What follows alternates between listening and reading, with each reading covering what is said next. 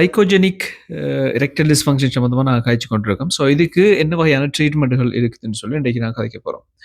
So இந்த பேர்லயே இந்த பிரச்சனையோட பேர்லயே உங்களுக்கு விளங்குது. இது ஒரு மனது சம்மந்தப்பட்ட ஒருத்தர் மென்டாலிட்டி சம்மந்தப்பட்ட பிரச்சனை தான் அநேகமாக இதில செல்வாக்கு செலுத்துது. ஸோ ஒருத்தருக்கு அ எந்த வகையான மென்டாலிட்டி சம்பந்தமாக இந்த பிரச்சனை உருவாகுதுன்னு சொல்லி முதலாவது கண்டுபிடிக்கணும். அதுக்கு அவர் செல்ஃபா வந்து அவருக்கு நான் மேல இதுக்கு முந்தின வீடியோல நான் கதைச்ச அது மாதிரியான காரணங்கள் அவருக்கு இருக்குதான்னு சொல்லி செல்ஃபா அவரை அனலைஸ் பண்ணலாம். அப்ப ஃபேமிலி டாக்டர் அல்லது ஜெனரல் பிராக்டிஷனர்ட்ட வந்து போய் இத வந்து ஓப்பனா கதைக்கலாம். ஏன் நான் இந்த விஷயத்த வலியுறுத்தி சொல்றேன்னு சொன்னா, பெரிய ஒரு பாரிய விளைவு அல்லது வாழ்க்கை பிரியிற அளவுக்கு டிவோர்ஸ்ல போய் முடியிற அளவுக்கு கூட இந்த பிரச்சனைகள் வந்திருக்குது.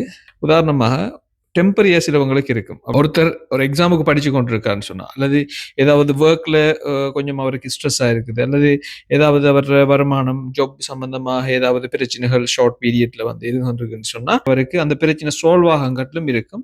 தானாகவே அந்த பிரச்சனை சால்வ் ஆக இந்த பிரச்சனையும் அவருக்கு சால்வ் ஆகிரும். இதுக்கு மருந்து ஒரு தீர்வாக அமையாது. ஆனா இது ஒரு கட்டத்துல சில நேரங்கள்ல மருந்துகள் வந்து இதுக்கு பாவிக்க வேண்டி வரும். ஆனால் அதுக்கு முந்தி என்ன காரணத்தினால இவருக்கு ஏற்பட்டிருக்குன்னு சொல்றத அதை சரியான முறையில் அட்ரஸ் பண்ணி அதுக்குரிய ட்ரீட்மெண்ட்டை தான் நாங்கள் செய்யறதுக்கு முதலாக பார்க்கணும். காக்னிட்டிவ் பிஹேவியரல் தெரப்பின்னு சொல்லி நாங்கள் சொல்லுவோம். அதாவது டாக் தெரப்பின்னு சொல்லி சிம்பிளாக சொல்றோம்னு சொன்னால் டாக் தெரப்பி.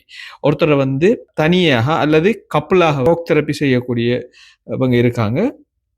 ஸோ அவங்க கதைச்சி வெளிப்படையாக ஒரு பரஸ்பர கருத்து பரிமாற்றத்தோட வெளிப்படையாக கதைச்சு அவங்களுக்கு என்ன பிரச்சனை இருக்குன்னு சொல்லி டீட்டெயிலாக வந்து தகவல்களை கொடுத்து பரிமாறி அதுக்கு அவங்க சில தீர்வுகளை சில நடைமுறைகளில் நீங்கள் பின்பற்ற வேண்டிய சில செயற்பாடுகளை அவங்களுக்கு அறிவுறுத்துவாங்க. ஸோ இதான் டாக் தெரப்பின்னு சொல்லி சொல்கிறேன்.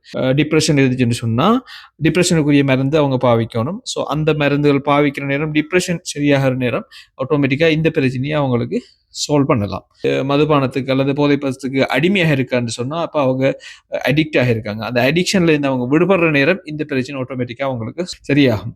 கப்பல்ஸுக்குள்ள மிஸ் அண்டர்ஸ்டாண்டிங் இருக்குன்னு சொன்னால் அவங்க சரியான முறையில் அந்த மிஸ் அண்டர்ஸ்டாண்டிங்கை நிவர்த்தி செய்கிற நேரம் இந்த பிரச்சனை ஆட்டோமேட்டிக்காக சால்வ் ஆகும். ஸோ